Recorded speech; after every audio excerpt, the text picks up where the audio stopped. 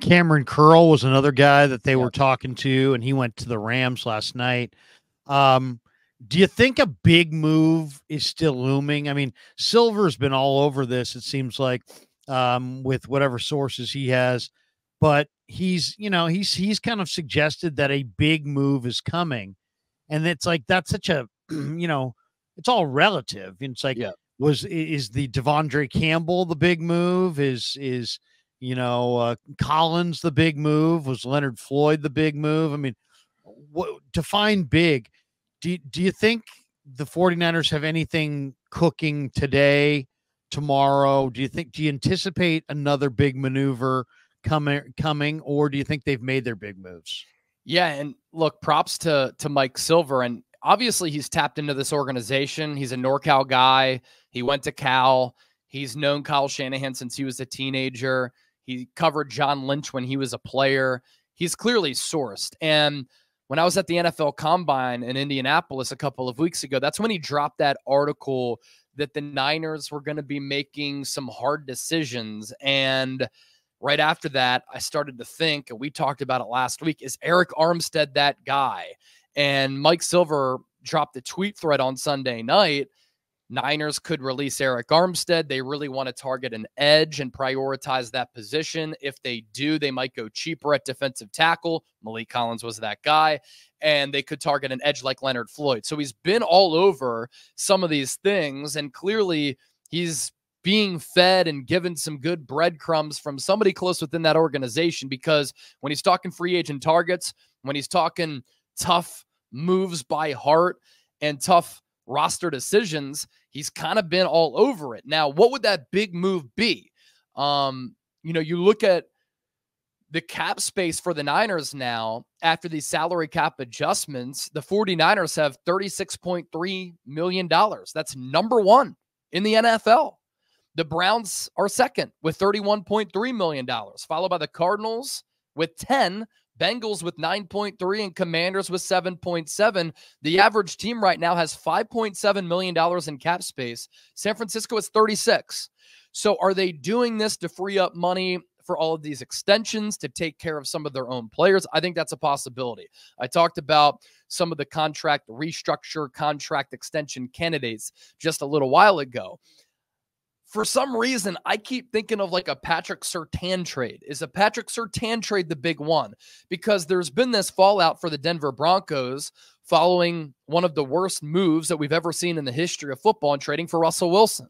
They gave up so much for Russell Wilson, draft and player capital, and then they gave him that contract. He was so bad and so unbearable that the Broncos are now paying Russell Wilson nearly $38 million to go away and play for the Pittsburgh Steelers. That's how much Sean Payton couldn't take him. And they're having to cut a lot of players. They let go of Russell Wilson. Justin Simmons is a 4-time second-team All-Pro, and he's led the NFL in interceptions since coming into the league in 2016. And now you have Surtain, who's going to be due for a massive deal. Are the Broncos willing to pay him that, knowing that they're kind of starting over and rebuilding, and doesn't make sense to pay a corner big-time dollars when you are in that rebuilding phase? So that's the type of player that I'm thinking of, because you think back to the NFL trade deadline back in October, and the 49ers and the Eagles both called Denver about a Patrick Surtain trade. So clearly there's interest there from John Lynch and San Francisco. And I also think of the tweet that you put out a few weeks ago. The great Niner teams had a great 1-2 punch at the cornerback position. You have that now with Charvarius Ward. You have a really good slot corner who's probably one of the best in the NFL in Diamador Lenore. You have Nick Bosa. You paid Leonard Floyd. You brought in Yetur Gross-Matos, who's going to be able to play that Charles Omenihu, Arden Key, defensive end, defensive tackle type of hybrid position. You've remade the interior of your defensive line and bring in Jordan Elliott and trading for Malik Collins. You're good at linebacker. You're solid at safety, I believe, with Hufanga and Jair Brown, but we'll see if they go shopping for a Justin Simmons. What is that big move? Brian Burns is gone. That leads me to Patrick Surtain, and that's the name that keeps coming up for me. Surtain would be incredible. I'm having a hard time deciphering the 49ers mindset in this free agent period. You're right. They're checking boxes. Like, they need another linebacker, Devondre Campbell. They need a replacement for Chase Young, Randy Gregory. Here comes Leonard Floyd. Now Yetur Gross-Matos. We'll talk about the tackles stepping in for Armstead. It's like they're kind of taking, if you're trying to guess along, who are they going to invest the 31st pick in? Well, you know what? Or what position? And it's just like almost every box is checked except for offensive tackle. Yeah. Okay, but they also have 10 picks even after moving one the other day for Collins. So they have 10 picks. That's a lot of picks. I mean, they definitely, if you said, what do they need? They could use a number one corner. They could use a starting right tackle. They could use, backup third string or second string quarterback. We'll get to that. They could maybe use another D lineman, maybe another O lineman outside of the tackle spot on the offensive side. But I mean, their needs they've checked a lot of the boxes. They don't have a lot of draft needs.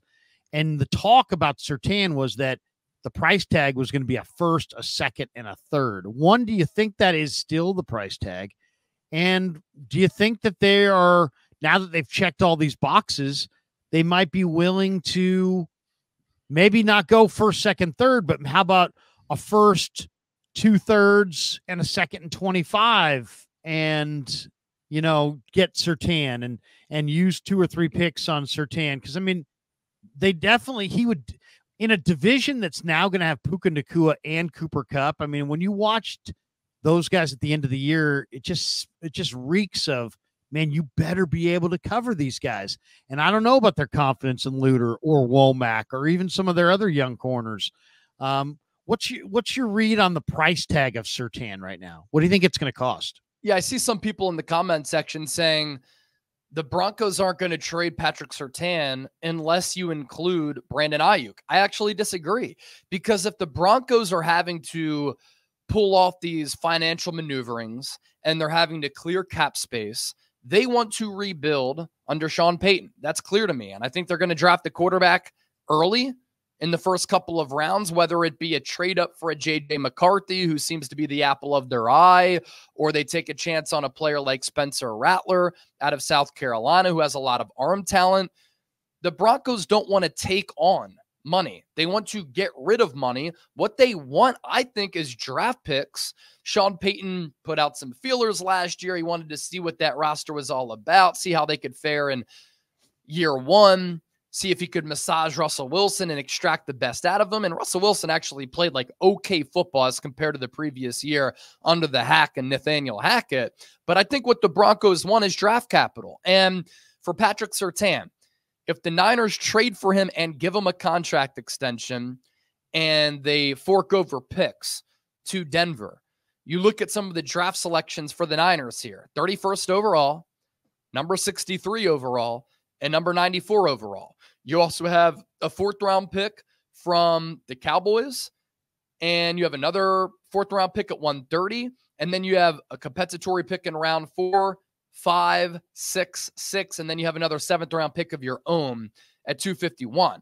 Are you willing, on a team, on a roster that doesn't have a lot of holes, to give up 31, 63, and 94 and or a future draft pick to bring in Patrick Surtain? And are you clearing up that money right now to give him a contract extension? Because this team really doesn't have a lot of holes. They're set on offense outside of the offensive line. Bringing back John Feliciano, I think, was a tremendous deal, both with value and how he played. He was 4th among guards last year in run blocking. He was 25th in pass blocking. He was by far the highest graded interior offensive lineman on the Niners. And you're just not going to have to give him that much money on that 1-year contract, because you compare that to Robert Hunt getting $20 million per and $100 million over 5 years, wow, to Micah Wenu getting $19 million per year, to Jonah Jackson, who's a solid but not great guard, getting $17 million from the Rams, and then the Rams giving $16 million to Kevin Dotson. Landon Dickerson is making $21 million per with the Philadelphia Eagles, and now you probably have Feliciano, I don't know, let's call it somewhere in the neighborhood of $5, $6, maybe $7 million, because those details aren't out yet. That's a good value play. So you took care of right guard. That leaves you in the draft to need a center and a right tackle. Now, if you stand put at 31, you can get Jackson Powers Johnson, maybe at 31 out of Oregon. He's a nasty guy. or you can get a really good tackle at 31. If you trade those picks away for Patrick Surtain, do you use some of those later picks on center and tackle because you can get some good players there? And unfortunately, I hate this, but do you move forward with Colton McKivitz at right tackle? All of these are options, and I think it's good to have optionality and flexibility as a football team. And I don't want to pat us on the back, but I really believe we're all over this right now. The more I think about this, there's a right and a wrong time to trade draft picks, multiple draft picks for a veteran. The wrong time is when you're building. The right time is when you're in your Super Bowl window and you're trying to get over the top. Yep. Look at the Rams. They had a Jalen Ramsey. They had an incredible reservoir of great players at the top of their roster, and they were willing in like a 3-year window to trade a lot of their number ones for existing veterans because they wanted to win the Super Bowl. They did it. They made the commitment. They won the Super Bowl. I think the 49ers are probably in that exact same spot right now where they feel like, they got Trent, they've got Bosa, they've got Kittle, they've got all this talent, accumulated, and now they've operated the last 3 years or the last 2 years or whatever without any real first round picks. So they've kind of understood how to go about it as far as making day 3 matter, making after the draft matter. They've been aggressive in free agency. It's like, yeah, you know what? Trading 3 picks and maybe 2 this year, 1 next year for Surtain probably is the smart move at this point, because every draft choice from the first pick on is a risk. There's risk involved. That's why the veterans for draft pick trades oftentimes favor the team that gets the veteran, because unless you're getting multiples, the veteran's a sure thing. Brandon Ayuk can play. Jalen Ramsey can play. Where Roro may be able to play. And, some of these guys that we're talking highly of in the draft, there's a huge miss rate if you go back and research the draft, from years gone by. So you can avoid that miss rate by trading a couple picks and getting Surtain. You put a Surtain number 1 corner on this defense. I think that's going to go a great distance to winning. And I think also, Chase, coming off of the Super Bowl, I think you always try to learn a little something in the process. I think what I learned is that, man, if you have premier perimeter guys like McDuffie and Snead, man, you can really dominate. And that's what Surtain is. Surtain is every bit as good as Snead. He might be better. And I think he might be, as Coconut says here, is Surtain the missing link? I think we're hitting on it right here. And I hadn't even thought about the cap savings, but maybe you're right. Maybe the cap savings is going towards either a rollover, or maybe it's going towards an extension for Surtain and or Ayuk.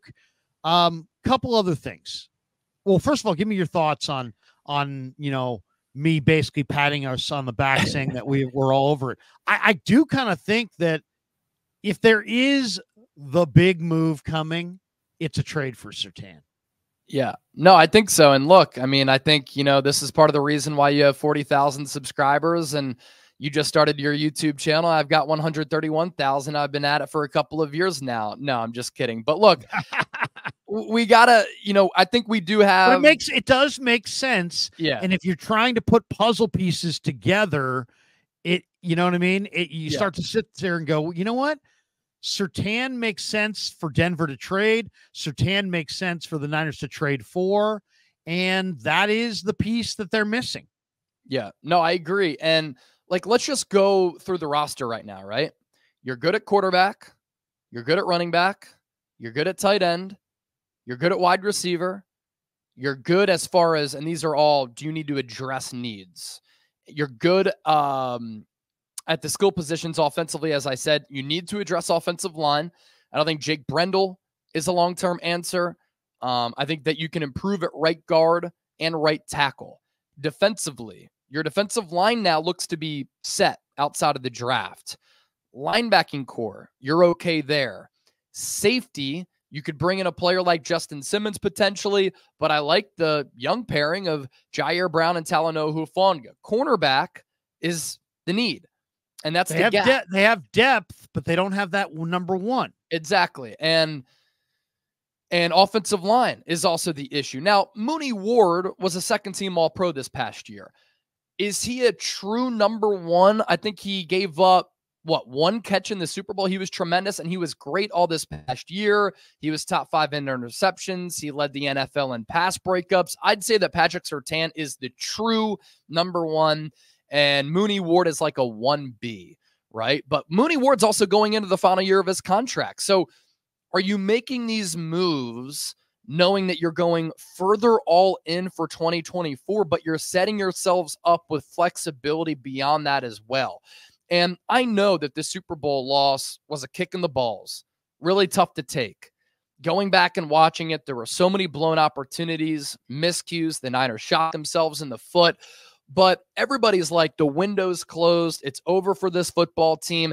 The average age of this roster is like 26 years old.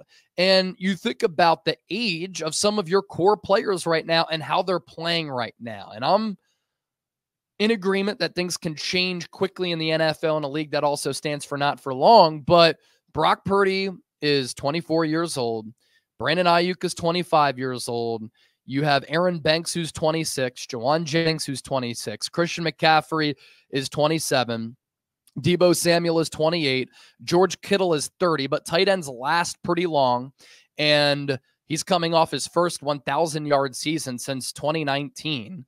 Kyle Juszczyk's 32. Trent Williams is 35. And then you look to the defensive side of the ball, you're still pretty young there. Can you get anything from Drake Jackson to be your defensive end 4? Jalen Graham, Darrell Luter Jr., D. Winters, they're all 23. Robert Beal is 24. Jair Brown, Talanoa Hufanga, Deommodore Lenoir, they're all 24 years old. Samuel Womack is 24 years old, and he's entering year 3. You look further. Nick Bosa is 26. Jordan Elliott is 26. Malik Cunningham, 28. Dre Greenlaw, 26. Yetur Gross-Matos is 26 years old. Fred Warner, still only 27. It feels as though he's been in the league for a decade. So you're set up pretty nicely here. Javon Hargrave, 31. He's certainly a little bit older, but like, let's not act like all of their core players are 30-plus years of age. They're actually pretty young, in the midst of their prime. And I like what the Niners are doing here with the flexibility and the versatility on this roster. They have $31 million in cap space right now.